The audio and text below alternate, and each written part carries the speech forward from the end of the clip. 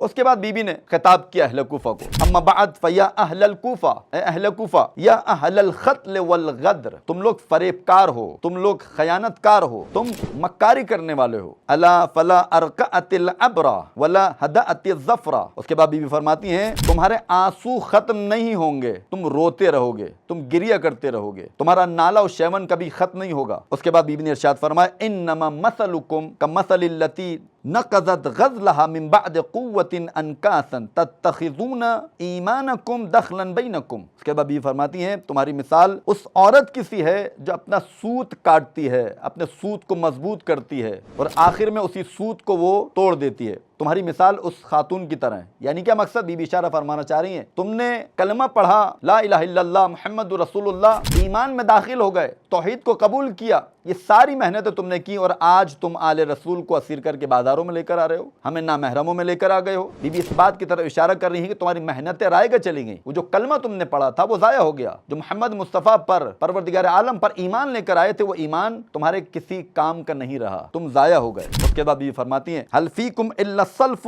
کیا تمہارے درمیان بےہودہ گوئی کے علاوہ کوئی اور چیز ہے؟ تم جو باتیں کرتے ہو بےہودہ باتیں کرتے ہو، والعجب، تم خود پسند لوگ ہو، والشنف، تم دشمن ہو، والکذب، تم جھوٹے ہو، یعنی جھوٹ بھی تمہارے اندر موجود ہے، بےہودہ گوئی بھی تمہارے اندر موجود ہے، عجب جیسی بیماری بھی تمہارے اندر موجود ہے، تم خود پسند افراد ہو، ہر چیز اپنے لیے پسند کرتے ہو، والشنف، تم دشمن ہو، یعنی گویا بیوی یہاں پر ممکن ہے اس بات کی طرف اشارہ کر رہی ہو تم دشمن، ہمارے دشمن نہیں، تم اسلام کے دشمن ہو، تبھی ہمیں اسیر کر کے یہاں پر لے کر آئے ہو۔